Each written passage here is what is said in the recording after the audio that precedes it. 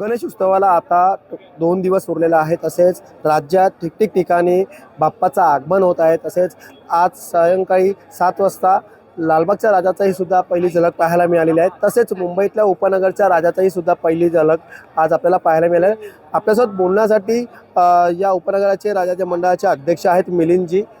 मिलिंदजी, काय सांगणार आज उपनगराचा जो राजा, आज या पहिली झलक फर्स्ट लुक म्हणून तुम्ही आज हा कार्यक्रम ठेवलात, त्यामध्ये बाप्पाचं खासियत असं काय रूपांतर? बाप्पाचं वैशिष्ट्य असंच आहे की ही जी मूर्ती आहे ही रेश्मा विजय खातू यांच्या कारखान्यातून बनली जाते. उपनगरातली एकमेव भव्य मूर्ती आणि सगळ्यात महत्त्वाचं म्हणजे ही जागेवर बनणारी मूर्ती आहे. या इथे जवळजवळ 7 ते 8 लाख लोक इथे दर्शन घेत असतात. आणि आज आमच्यासाठी हे गणेश उत्सव हा गेली 3 ते जून 2ला आमचं पाद्यपूजन झालेलं आहे. आणि तेव्हापासून हा आमच्यासाठी गणेश उत्सव असा आहे की तो गेली 4 महिने आमच्यासाठी एक फार मोठं एक हे आहे आमच्यासाठी की आज आमच्यासाठी दिवाळी म्हणा किंवा होळी म्हणा, हे सगळे आमच्यासाठी सण आहेत. तसंच आपण पाहिलं तर बाप्पांच्या बाबतीत डेकोरेशन म्हणजे काय आकर्षक तुम्ही केलं जातं लोकांपर्यंत? आमच्या इथे मुख्य असं आहे की प्रत्येकाला आपण चरणस्पर्श हे दर्शन देतो. आणि एवढ्या मोठ्या मूर्तीचं दर्शन एवढ्या जवळून होणं हे फार एक हे आहे.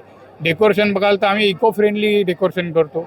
काही मोठ्या प्रमाणात असं काही डेकोरेशन करत नाही, पण इको फ्रेंडली डेकोरेशन असल्यामुळे प्रत्येकाला आवडतं. सगळ्यात वैशिष्ट्य म्हणजे इकडे आम्ही बसण्यासाठी पण देवळासारखी एक बैठक केलेली आहे. येणारा प्रत्येक भाविक इथे दर्शन घेतो आणि देवाच्या समोर आपलं गाराणं घालतो. लोकांच्या डोळ्यातून अश्रू येत असतात. म्हणजे शेवटी एक भावना असते लोकांची, ती त्याच्या समोर ते मांडत असतात. गणेश भाविका जेव्हा येतात, या बाप्पाचं दर्शन घेतात, काही तुम्ही स्वतः अध्यक्ष म्हणून कसं पाहतात आणि काय तुमची भावना असते? आमची भावनाचा एवढीच असते की आपण आमच्या प्रत्येक लहान मोठ्या कार्यकर्त्यांना, आमच्या महिलांपासून जेवढं काय आम्हाला देता येईल तेवढं आम्ही देतो. पण शेवटी तो गजानन आहे, पूर्ण सृष्टीचा एक देव आहे. तो स्वतःच सगळ्या गोष्टी घडून घेतो. आम्हाला शून्य असतो. आम्ही सुरुवातीला आमच्याकडे काही हे नसतं तेवढं, पण शेवटला ते स्वतःचं स्थान आणि ते स्वतःला निर्माण करतो.